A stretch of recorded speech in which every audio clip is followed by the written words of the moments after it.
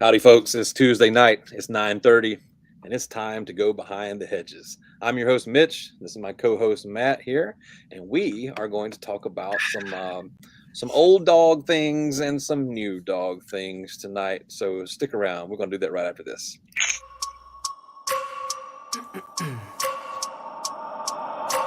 I wake up every minute with the fever dreams. I push a mind to a limit where it needs to be. I work blind, got vision I don't need to see. I'm thinking mind over matter, I believe in me. I need to find more hours in the day to breathe. Need to find more power in the way I be. Hey, welcome everybody. Listen, before we get started, make sure that you are sharing, and subscribing these videos. Please, please, please, please watch the video and tell a friend. We're going to try to go on here every Tuesday night about 9:30. All right, at least until probably January or so, right? At least that's the plan. Okay, so Matt, big news this week. We go in, we shut out Samford. Didn't really look all that great at times. We kind of spit and sputtered here and there, and you and I griped about it. And then when our game was over, we looked across the horizon at the wasteland, and Jesus, man, there's fires everywhere across this country. So what's going on in college football? Well, do you think professional wrestling is real? Well, I mean, Do you think it is real, legitimate competition, professional wrestling? Yes or no? Yes, but I think that the competition is not. I mean, it's not like Olympic wrestling, in that the skill sets are different skill sets. Like, the guy on the mic who's hot on the mic, the guy who's flashy, he's got all the moves or whatever like that. That's the guy that's going to get the push, right? That's not what I'm talking about. Is it what real? do you get? Competition inside the ring, real and settled by skill? No. Okay, so that was the answer that we all know, and I had to pull out of you like pulling out the rotten tooth. Well, there is skill, but neither was the Georgia Samford game. It was rigged. Kirby and Chris Hatcher went behind the door, and had a cup of coffee, and Kirby went, "Look, we're actually best friends. I actually like you. You know what's going to happen if I want it to. I don't want to do that to you. What I want you to do is take your team and motivate them, and don't tell them we're having this conversation, and you motivate them and you coach them up like you can, because you're a good coach. And Samford, it's a tough, well-coached team. Went to the swamp last year and put 100 on Florida and ran up 1,000 yards. We know you guys can scrap, but I don't want you to scrap, because if you scrap, we're going to kill you. So here's what I want you to do, friend. I want you to run that cloud defense that Bama runs to the best of your ability.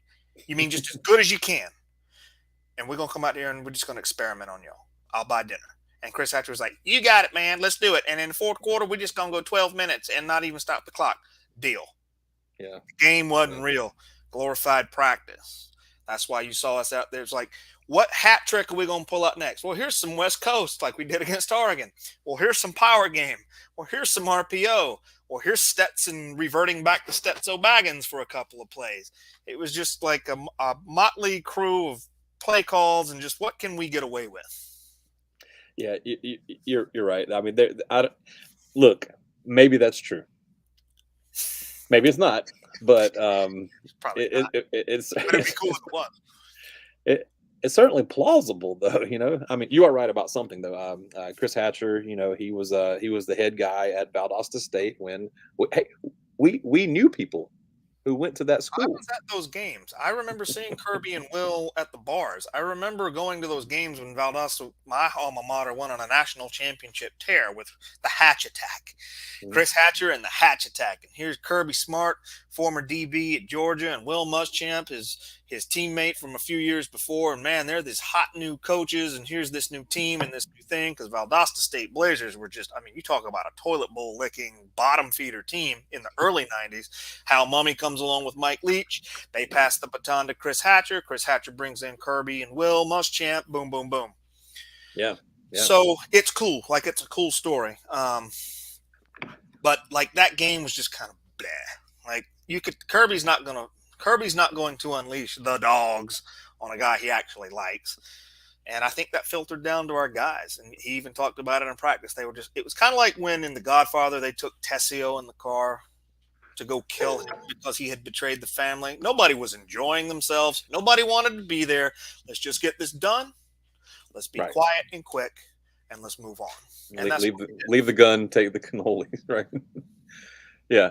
So anyway, old business, right? It's hard to make anything. I even said this last week on the show. It's hard. It's hard to make anything out of the result. It's hard to look at it because I mean, Mikey went to the Auburn game last week and he texted me. He's like, "Hey man, I just saw the score. I didn't really pay attention." He goes, "What happened?" And I'm like, "Well, what happened is Stetson ran around like a chicken with his head cut off just before halftime, pissed Kirby off. He came out in the second half and took the toys away from him and just let the clock run out, and they just got the heck out of Dodge. That's kind of the way it felt to me. What will this play look like against the defense Alabama likes to run? That's basically what happened. Yeah. So anyhow, moving forward, we got South Carolina on the slate for this week. Yeah. First SEC game of the season, so that's going to be something. It appears that last week Oregon monkey stomped some poor bastards out on Washington or somebody like that. But they beat them like 56-7. They beat them by 49 points, right? Yeah, there was no hangover. So we beat a team that then turned around and beat a team worse than we beat that team. You know what I mean? And we beat that team real bad. You get what I'm saying? There's a vast gulf of difference between us and Eastern Washington or whatever. But Oregon, I mean, like bad teams don't do that to Eastern Washington. So Oregon must be something. And we want them to be. We want that makes us look good or whatever. Just saying. We watched Ohio State and Notre Dame play a pretty competitive game, 21-10 was fun. And then we watched Notre Dame roll belly up last week and get we are marshaled. But it doesn't stop there, folks. Keep going. Should I keep going? Keep going. Who else plays in the Sun Belt? Georgia Southern plays in the Sun Belt. Georgia Southern then went over there. Clay Helton then went out there to Lincoln, Nebraska, and took a man's job. Said Scott Frost got to go, and so Hatcher was the first, or not? Excuse me. What am I saying? Helton. Clay Helton was the first coach fired last year, and he was the winning coach against the first coach fired this year. That's right. So that's pretty appropriate. Now, there's more. Did anything else happen in the Sun Belt? Yeah. And Shelby, I'm sorry, but you're a big girl and you got your big girl pants on.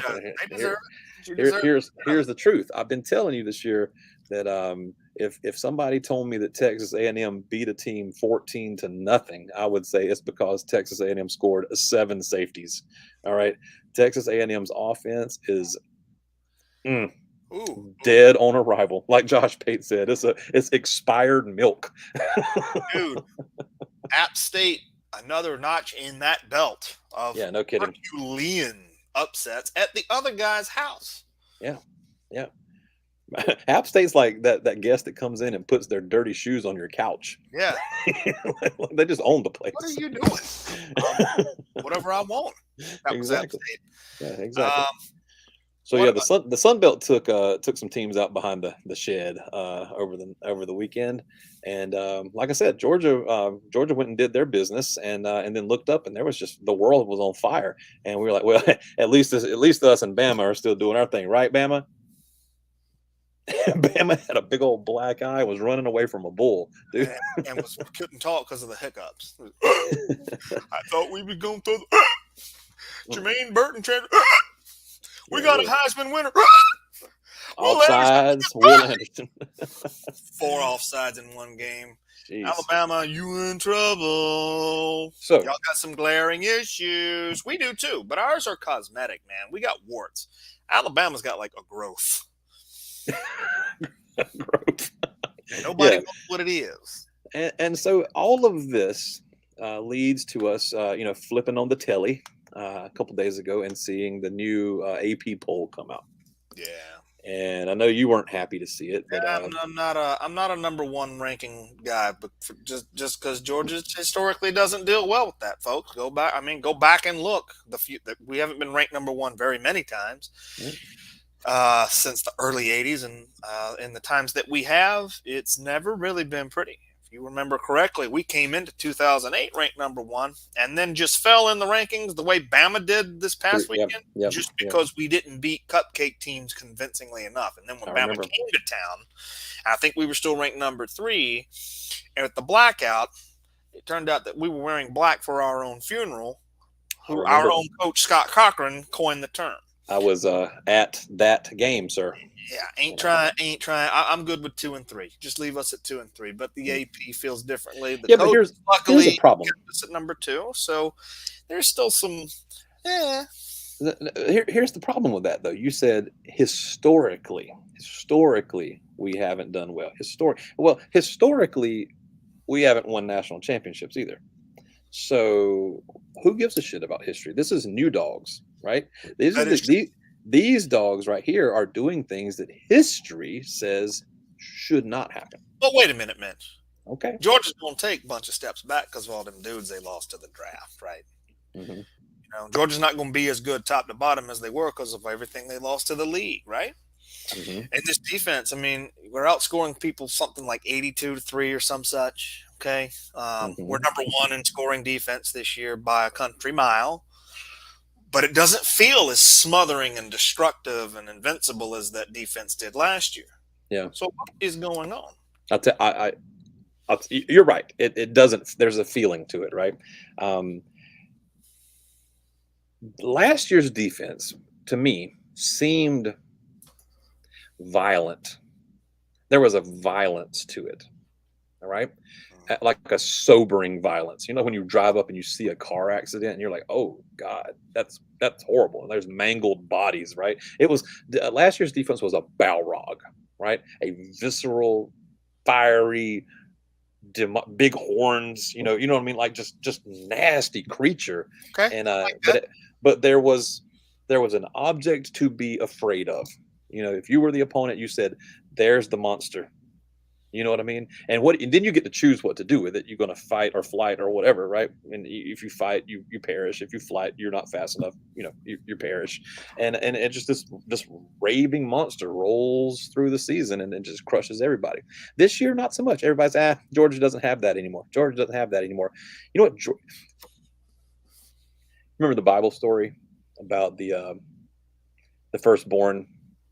The angel of death comes and slays all the first, and you know they had to paint the lamb's blood above the door and all that there, you know, and everything was very quiet, sort of unassuming, and it happened, and then the next day, the morning sun comes up, and then there's all the lamentations, right? The wailing of the women, you know, you know what I mean? Oh no, the babies. That's what happened. How did this happen? This wasn't supposed to happen, and yet there it is. And there it is. And so here's what's happening. You know, we put 2 teams to sleep. We just put them, just silently walked in and just put them down, right? And there's nothing left of them. There's just snuffed out. You know, here we got South Carolina coming in. Why can't we do that to them? You tell me. They are 125th in the nation in rushing offense, and they have to play against that wood chipper. No, in fact, there was a tweet that came. Gosh, I wish I had it. I wish I had it handy. I should. You'll see it soon. And it said that some might say that they were talking about Oregon. Some might say that Oregon ran into a buzzsaw, and it said Georgia is not a buzzsaw. Georgia is what buzzsaws are afraid of. But Mitch, yes, Rattler, Georgia's never seen a quarterback like this. He can be dangerous. He's got all the raw tools. He can be dynamic. He can probably score some points. Yeah, he probably can score some. He's averaging 2 turnovers a game. Yeah, okay. You know, normally that would be fairy tale. Have you noticed something? There ain't no fairy tales this week. Everybody got real quiet all of a sudden. All of a sudden, there's no narrative anymore. Because last year, South Carolina was the sexy pick to upset Georgia. You notice now, and it's probably because I brought it up and everyone's listening to me. Now all of a sudden, all the fairy tale speakers have just gotten real quiet. I feel like Mac from Predator. Like, I don't care who you was back in the world. Right. Get in position one more time. I'll bleed you. Real quiet. Leave you. Right. No, you're right. Maybe that's the Georgia defense. No, the Georgia defense is literally the angel of death, dude. It is the angel of death. It is quiet. It is unassuming. It is ruthlessly efficient. All right. It That just shows up in your room, and there's no conversation. It's not like, the Balrog, get out of here. There's none of that. You know what the Balrog is Georgia's offense. There's brutality. There's violence with Georgia's offense, and that defense just goes, shh. just puts you right out, man. let my people go, land of Goshen. Right. So, So what are you expecting to see in Columbia? gosh, well, let's see. We're going to get into the picks a little later, so I'll just speak in generalities. I think that Georgia's offense is going to be able to do whatever it wants to. It's pretty much done whatever it wants to anyway. But also, we got the news today that South Carolina was going to be down a couple of critical pieces, a defensive lineman and a linebacker. Unfortunate, but this is It's part of it, right? And so, Yeah. like you asked me, what's going to happen? I think we're going to exploit that. They just don't have the meat up in the middle to keep us from doing what we want to do. And so we're going to do what we want to do. So we're going to score a bunch of points. I think we can score, in near 40, maybe a little more than 40. Do we keep them out of the end zone? Well, nobody's going in our end zone yet. Like I said, their running game is suspect. Our pass defense has been pretty good, so we know that it's good. If they are to beat us, it must rest on the shoulders of Spencer Rattler. So, can we shut down Spencer Rattler? You are asking Spencer Rattler to score on Kirby Smart, Will Muschamp, Glenn Schumann, and our merry band of murderers. Correct. Okay, well then you ask that. I don't believe it. And I'm asking him to do it no less than 7 times. I think we I think we shut them down. I'm not going to say shut out because that's by the time our 4th string gets in there, I think Carolina will be able to do something. Sure. It's too late by that point. I don't know. Kirby seems a little different this year. He seems a little more focused on I don't care all the way to the end. No one in our end zone. That I would love 49-0. Let's go 49-0. But sure, why not? realistically, I'm thinking more along the lines of like 49-10, 49-7. If you told me right now that you just came from the future and the score was 35-10, okay, I'd be all right with that. I'm all right with it. Yeah. Let's see. We're going to talk spreads later, but that actually would cover. So, and I think it's a very likely number. But also, it's just like the question I asked Rohan last year. What are you going to say when you wake up Sunday morning and the score is like, 50-3 or You're something? not going to say anything. You just said it. Everybody's going to be dead. The angels are dead. right. The wailing of the women. Where have our babes gone? So I know it's not something that coaches or players want to do looking ahead, but we have the luxury of doing that. So let's take a look ahead. Past South Carolina, we have Kent State's first, right? Kent State, followed by Missouri. But both of which are pretty horrible teams, right? Speaking of horrible, that's followed by Auburn. Right. Well, yeah. Mikey said that Auburn was one Tank Bigsby away from being a pretty good high school football team. It's rough. They got to come to Athens too. That's going to be so. So look at that. We got to, and then Vandy Vandy after that. So the next 4 games, are against opponents that don't necessarily inspire fear. These are teams that Georgia should be able to handle pretty easy, pretty thoroughly, honestly. So there is a path to us playing our first 7 games and not allowing a touchdown. Would that be? That would be. That's a fantasy, right? That's maybe that's fantasy. Like last year's defense didn't do that, man. No. That's a fantasy, but it's a fantasy that I'm going to indulge. Because if we roll into the cocktail party having not allowed a single touchdown, at that point my fantasy will grow, and now I want to end Florida's scoring streak, and I want to shut them out. Ooh. It's close, Gators. You were this close to getting shut out last year. They were, and in what 2017 they scored only 1 in 2017. Yep. Then I want to shut them out, and then that sets up what appears to be the first real challenging team we're going to face this year if things continue to trend how they are. And that will be Tennessee in Athens, and that'll be where I'll spot you a touchdown or 2. Okay. Okay. Wouldn't that be something if Tennessee hangs that 20? What if they hang that 20? Finally. I think we'll hang 20. What? What if they do it? What if we just don't allow a point all season, the rest of the season? What if every team, including Kentucky, including Mississippi State, Tennessee, it's all like 42-zip, 35-3, no touchdowns? We are on drugs, right? Like we're hallucinating, right? What do you think's in this cup? I'll tell you. Ayahuasca. My third eye is open, and I can't close it. And soon, you listeners out there, soon yours will be too. Hey, But Matt, no, you man, ready? I think we're gonna handle Carolina. This week was kind of a dud. I got Kirby. Kirby wanted his cake and wanted to eat it too, though. He wanted to be nice to his friend, but he also wanted to see the standard, and he only got one of those things. So yeah. I imagine this week in practice, some heads are going to get cracked. There'll be some motivational speech. Yeah, I'll trash talk aside. I believe that Georgia underperformed offensively last week, and I don't think it's going to happen 2 weeks in a row. I think some mini heads rolled, right? Yeah. And that's going to get right. Yeah, it's an SEC game. It's Carolina. Look, I want every chicken that's left in Columbia that still dares to chuckle about 2019 eradicated. Chicken nuggets. We're close. We just need one more good drubbing in Columbia to just there.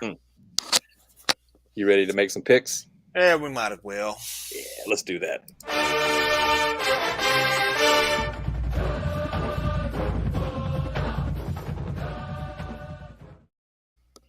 Hey everybody, welcome back to Behind the Hedges. I'm your host Mitch, and this is my co-host Matt over here, and we are about to pick some football games for you. But first, we got to do this.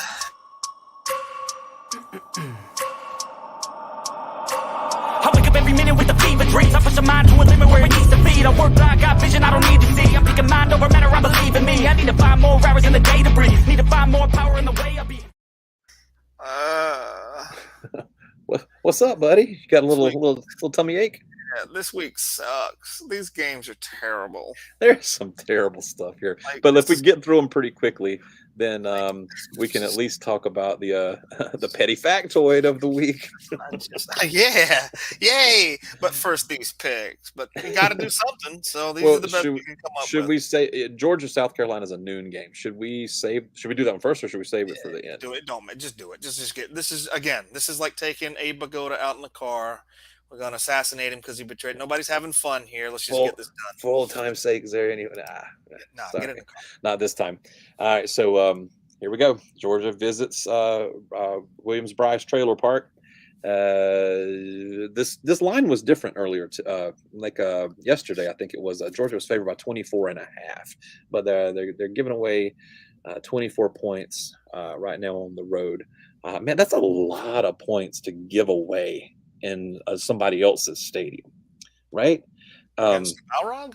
You just said Balrog. The offense is, but the angel of death, right? Dude, I'm just going to be honest with you. I was good before the line dropped. We were giving away 24.5. Now we're only giving away 24. I was good giving away 24.5. I think that 35-10 is a reasonable enough score. And I think that we will score at least 35, maybe even north of that. And I don't see them scoring more than 10. So there's 10 and south, right? So any of those points in between, which they all cover.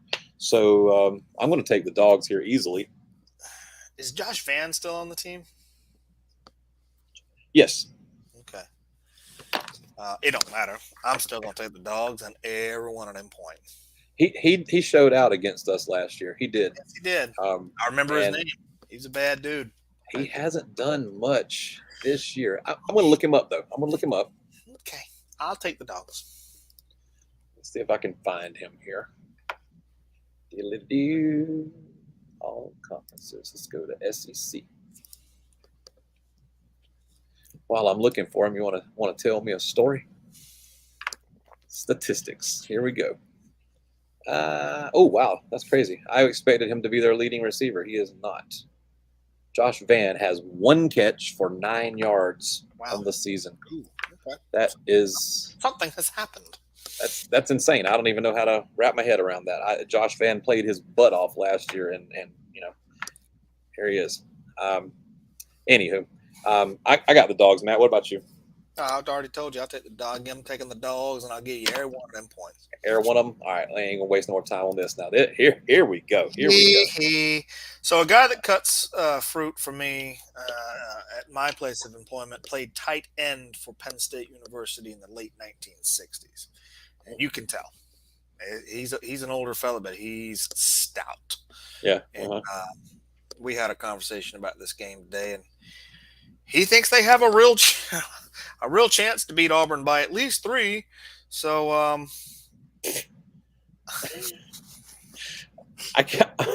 I'm astonished that this line is so low, but they are going to Jordan Hare. I told him, this is what I told him. I told you that to tell you this. Yeah, I believe you, man. I believe you, Al. His name's Al. But weird shit happens in Jordan Hare. It's true. You think Death Valley's got voodoo? Yeah, they got voodoo on the plains too. Just be careful.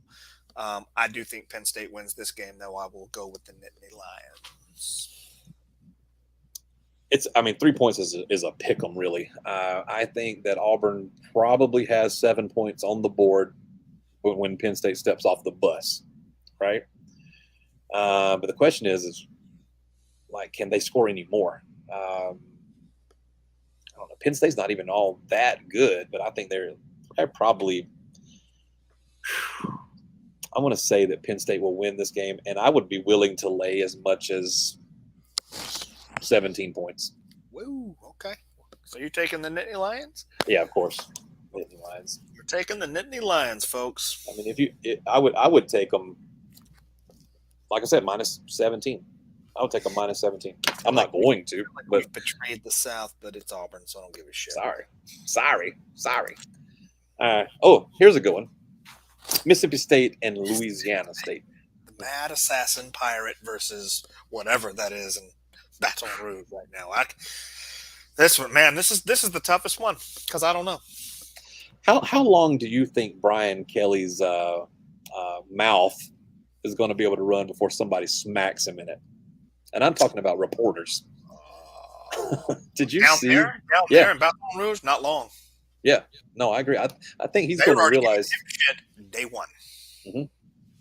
You saw that reporter, right? You guys could be on time, and that reporter said, "Why don't you win, and I'll be on time."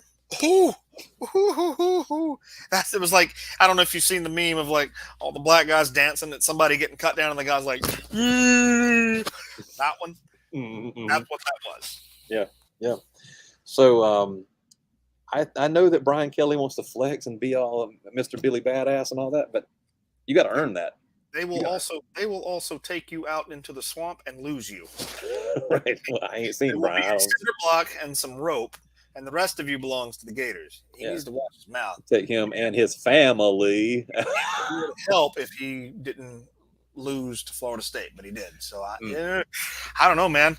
I think I'm gonna take Mississippi State to go in there and get that win because it helps us. Because I don't trust what I see out of LSU right now. Right, especially defensively for LSU. I think. I think that LSU does have some offensive parts, particularly in the receiver room. But I don't trust their defense, and I'm not certain they're going to be able to keep up with this Mississippi State team. This Mississippi State team is a different animal, right? They're just they kind of remind me of the old Georgia Tech. You don't see a team like this. They just throw the ball all the time, all the time. And their quarterback's going to have the most passing yards, and they, and who knows, they're going to play some real wacky shootout type games, and their coach is absolutely insane, right? But they have quietly put together pretty good little defense. Their defense is pretty stout. You don't just go in there and push them around, So, I like the other Bulldog, the Maroon Bulldogs in this one. You taking them too? I'm gonna take them. This is the perfect game for Mike Leach to lose because this is what he does. Yeah. But I think there's still a miasma around LSU, and I think that Mississippi State's going to be too much too soon for LSU to overcome. Considering, LSU was looking for a problem solver, and what they got was just a different problem. Yeah, and so far. And Mississippi State they don't really have any problems. They are who they are. Yeah, that's who they are. Right? So, I mean, they can beat you by 20. You could beat them by 60. It's who draws the dagger fastest. Ooh, this one could be the game of the week, and could also, depending on how it goes, be the beginning of tremors that will shake the college football world. This is the one. Because if Miami goes up in there and beats Texas A&M, and does so in a game where Texas A&M resembles what they were last week, this is going to start happening. Oh, brother, this is already happening. Watch that transfer portal, Tamu. Watch the transfer portal. I'm just saying, you better watch that transfer portal. I know you bought all them players with all that money, but them players also don't want to walk around with money in their pocket with giant omelets on their face. I didn't say egg. I said omelet. Yeah. That's exactly what you, your program, your coach, and your fans, and all those 5-star blue chippers have on your face right now is a dry, unseasoned, overcooked omelet with bell peppers. So there he is. What has Miami done this year? I think they're making moves on offense. Mario Cristobal's created some buzz with recruiting. They're just robbing the pantry from FSU in Florida. I'm not going to pull it up because I don't have time for that, but it just seems like every other article I see is Miami lands another recruit from Florida, away from FSU. He seems to be, stocking his pantry with ingredients that Florida and FSU want. And they seem to be this year, at least, adept offensively. Yeah. So I don't know what they're doing defensively.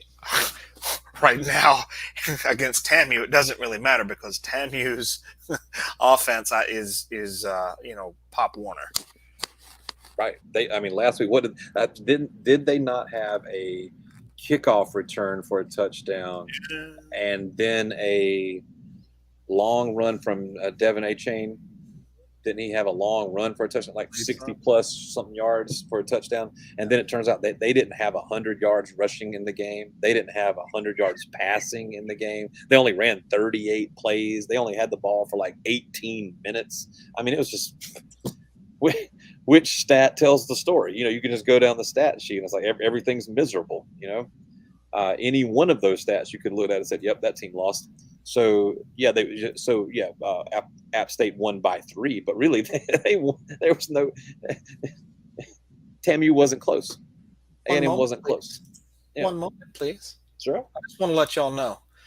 Against Appalachian State, Texas A&M had 9 first downs the whole game. 9 first downs.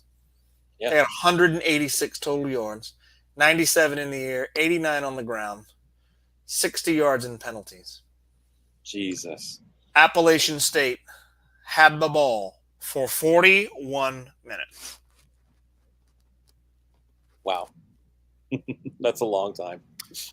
I will be taking the Canes in the upset. All right, we can't. You and I just can't go down and pick the same. Yes, you can. Pick what you pick.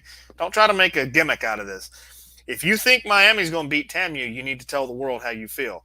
Don't just be picking TAMU just so you can be different from me. We saw something that could possibly shake up the college football world. Because let's be honest, A&M's made a lot of noise. They made a lot of noise with hope. They made a lot of noise with their fans. They made a lot of noise with recruiting. They set records. They made history. Yeah. Their coach popped off at Nick Saban. How many dollars they gave that man to come bring this program to new heights, and what I just read off to you were the results. Right. I can tell you this: if I were an Aggie, if I were an A&M fan, I'd be mad. I would be demanding some things right about now. And if this game, if Miami comes in there and wins this ball game, boy, I would flip a table. I'd be some kind of so I see the potential for this thing getting really sideways really fast, and Miami's also ranked 13th, just so we're clear. Yeah, I don't know if I necessarily want that to happen, but sure would be entertaining, wouldn't it? I'm going to take Miami. In College Station, Miami's 13th, Texas A&M's 24th. Texas A&M had 9 first downs against Appalachian State. I'm taking the Canes.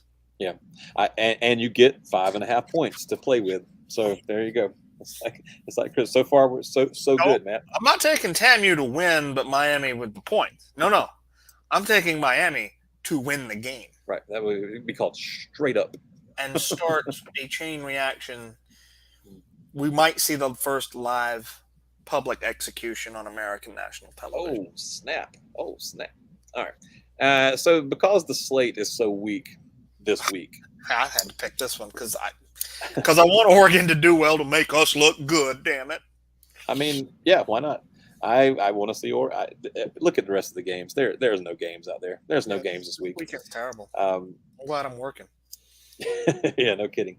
We're going down to take the kids out on Saturday, so I'm not even really going to be watching the Georgia game at noon. I'll pick it up. I'll pick the I'll Devo it or TiVo it or whatever. What am I Devo it? So BYU ranked number 12. Right there behind, right there ahead of Miami. Oregon, number 25. Oregon took an ass whipping week 1 and then came back, played some nobody, but stomped them. Pretty damn good. So What are we feeling here? BYU's got to go into Autzen Stadium. Notoriously tough place to play. All right, I'm pulling up. I got here. Listen to this: BYU 38 points a game, Oregon 36.5. Well, they damn sure didn't get that against Georgia. Points allowed per game: 20.5 for BYU, 31.5 for Oregon. They're like neck and neck on everything. Total yards 469, 458, 272 passing for BYU, 257 for Oregon. I mean, these guys are very, very close. I'm going to take the Ducks at home. All right, I got to look at one thing here before I make my pick. I got to take the Ducks at home, though. FPI's got Oregon at a 54% chance to win. Guys, folks out there listening, I would take the Ducks on this one. Where is? All right, there we go. Okay, so